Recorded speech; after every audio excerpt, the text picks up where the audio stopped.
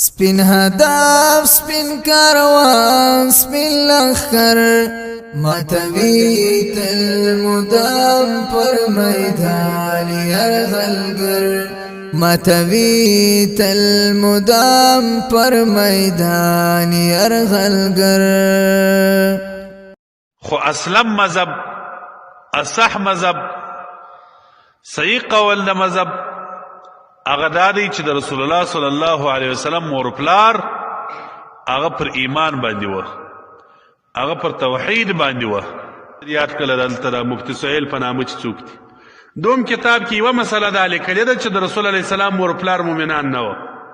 د مولوي صمد زامن یې ملګري دي، د مولوي عطا اولاد د دغو په ملګري چې دا کتاب لیکلی دی، اوس خلک وایي دغه ته ولې بد وایه. بل څه پر دوی ودرېدل د نبي اکرم صلی الله علیه وسلم د مور پلار په باب کې هم کتاب کې مسله لیکلې ده، زما سره کتاب پروت دی د دغه پشن بازار. اوس د انبیاو پلرو ته خلک وغورځېدل. با قاعده د دعوت خلکو ترکي خو د کتابو کې دا مسله لیکي پر نیټ باندې څرخي، کتابو کې دا مسلې لیکي پر نیټ باندې عام دنیا ته وڅرخول.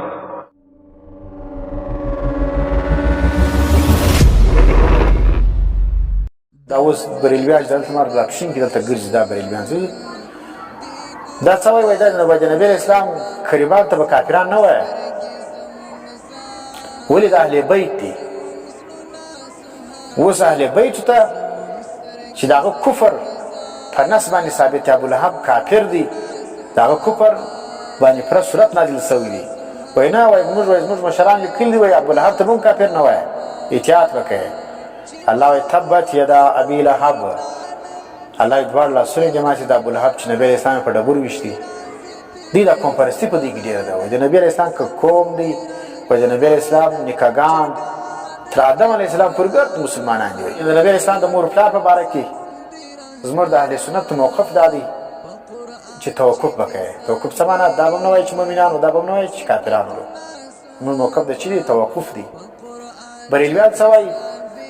و د نبی اسلام مور پلار دا مؤمنان ولو، یقیني تو جنتیان دي، په دې کې هېڅ شک و شبهه نشته. وایي او یو طرف ته بیا نور کسان دي، هغه بیا څه وایي؟ یا د نبی اسلام مور پلار چې شو کافران ولو. زموږ موقف دا دی چې دا داسې مسله نه ده چې د انسان څخه په قبر کې د دې په باره کې پوښتنه وشي. نو زموږ موقف د اهل سنت والجماعت د علمای دیوبند دا دی چې د نبی اسلام مور پلار دا په ایمان کې مختلف روایت راغلي دي. بعض روایت کې د ایمان تذکره ذکر شوی دی، په بعض روایت کې د کفر تذکره شوی دی. مسلم شریف کې حدیثونه شته. نو اوس چې روایت پکې مختلف سلو او مسله دا چې کوم د هغه د نبی اسلام د والدینو ده، نو موږ لره پکار چې موږ شو کو احتیاط وکړو. نو احتیاط دغه دی په دغه باره کې زموږ موقف دا دی چې د نبی اسلام مور پلار د ایمان او د کفر باره کې زموږ خولې بند دي. موږ نه دا وایي چې مؤمنان ولو، نه دا وایي چې کافران ولو. زموږ موقف توقف دی. دلته یو بریلوی و ما د هغې خلاف چې ولیکل دا مثلا بیان کړه، مخامخ د ما رساله هم لیکلې وله، پر میډیا مې شایع کړی م وله. نوم یې ورکړی السکوت والتوقف فی ایمان ابوی نبی صلی الله علیه وسلم. دا مې نوم ورکړی و چې د نبی اسلام د مور پلار د ایمان په باره کې به توقف کوي. دا مې صراحتا غټ لیکلي و.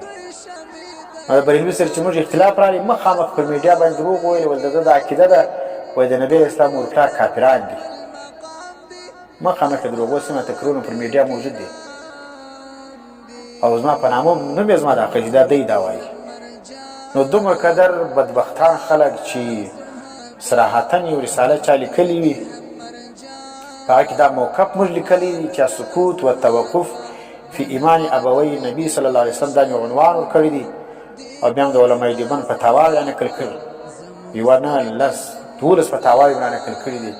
د نیوټن فتوا ده، د علوم کراچي ده، د علوم دیوبند ده، دا ټول علماو دا لیکلي دي چې د نبی اسلام د مور پلار په باره کې وایي چې شی توقف وکړئ. او د دې تقریرونه اوس هم دغه دي، وایي رساله یې لیکلې ده، پای کې دا ثابته کړې ده چې د نبی اسلام مور پلار کافران دي. نو دا چې شو دا دومره قدر دروغ چې کوم دی هغه وایي، او ځان ته عالم وایي، او ځان ته اهل بیت وایي، او ځان ته اغا وایي، او ځان ته فلانی وایي، او ځان ته بزرګ وایي، او ځان ته مجاهد وایي. نو دا چې سلو دا بدبخته بریلویان دي چې دا په انسانانو ته چې په علماء حق څه دروغ وایي. نو دا زموږ موقف دا دی چې کفر په نص ثابت هغه ته موږ مسلمان کتر نه وایو، ابولهب ته موږ مسلمان نه وایو. دا دی چې زر واره بریلویان وایي چې دا مسلمان او دا د نبي اسلام اهل ولو چې نبی اسلام په ډبرو وشتي دا اهل نه دي. دا او پاتې سول د چا په کفر او په دغه کې اسلام کې چې اختلاف وي، دا کې موږ موقف دا دی چې هغه چې دی توقف دی مشترک دی باندې. او پاتې سول چې نه ایمان معلوم نه کفر باندې نه پاکي موږ بیا رای نور کو. نو دا رقم عقیده ساتل چې بس کافر وو د نبی اسلام قریب ولو د نبی اسلام د وجه باغ ته چش نه وای، کافر نه وای، دا بیا دی بده دا ګستاخی ده، دا دروغ دي. مثلا په اختلافي د مرده ډېر مختلفي مسله ده چې نبی اسلام والدین مسلمانانو کا کافرانو. علامه سیوطي صاحب پر رساله په لیکلې ده چې دا مؤمنان ولو. لالکاری صاحب لیکلی چې دا مؤمنان ولو. امام ابو حنیفه صاحب په فقه الاکبر کې هغه والده مصطفی صلی الله علیه وسلم مات علی الکفر، هغه زموږ عقیده ده چې نبی اسلام ورکار مړ شوي دي په کفر باندې. دا زموږ امام صاحب وایي. نو اوس ګور دا وسنه مختلفي ده.